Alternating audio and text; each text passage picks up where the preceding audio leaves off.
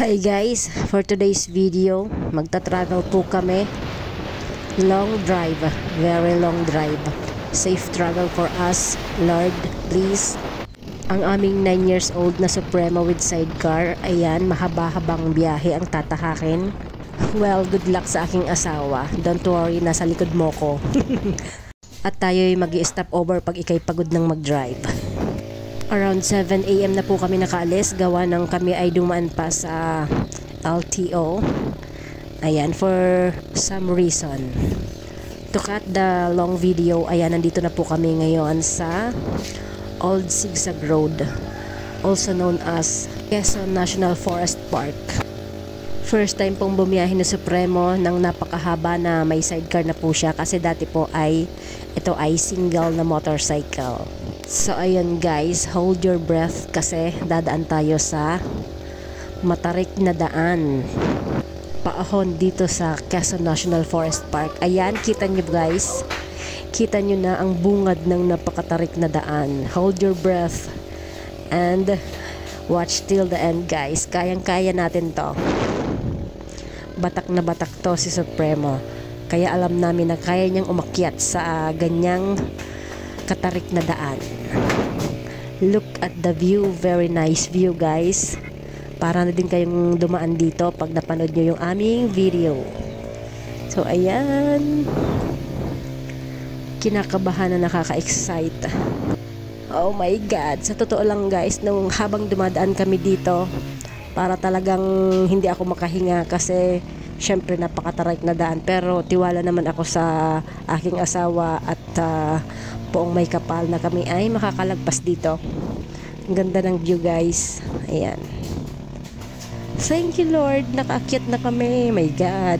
So ayun guys, nakaakyat na kami. Habang nagbo-voice over ako, parang feeling ko nandoon pa din ako sa Old Sigsag Road na daan. By the way guys, ang kasama ko po dito ay yung aking buong pamilya, yung aking 3 anak, kaming mag-asawa. Ayan. So ayan, nakahinga na ng malalim. Pagdating sa ano't kami mamamahinga at ipagpapahinga muna namin yung aming Supremo, at parang feeling ko nagbabaga na yung kanyang makina. Ikaw ba naman umakyat sa ganong katarik na daanan? From Tanawan kasi hanggang dito, talagang dire-diretso yung aming biyahe. Minuto lang yung aming pahinga at naggasolina.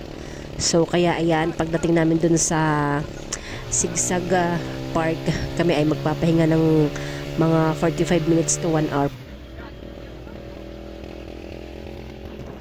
A few moments later. So ayun na nga guys, nandito na kami ngayon sa Sigsag Park. Stop over, magsi-CR, iinom ng tubig, and then papahinga yung aming makina ni Supremo para sa palusong naman na daan. So ayun guys, enjoy the view. At hahanapin ko muna yung aking kamukha dito. Kung meron man. Meron sila ditong crocodile, monkey and snakes. Dami, tuwang-tuwa yung bata, pero takot siya dun sa kalabaw at baka daw siya masuwag. Ang lalaki ng puno dito guys, Diyos mio. Talagang protected area ito. Madami ditong biyahero na nag-stop over, nagpapapicture. Ayan.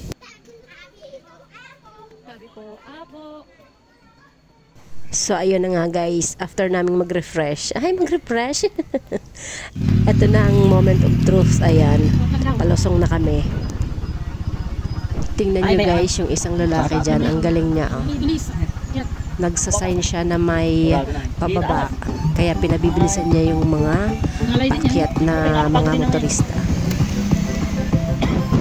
Nakakatuwa siya kahit nasa kalagitnaan ng init, hindi niya alintana. Magampanan niya lang yung kanyang trabaho.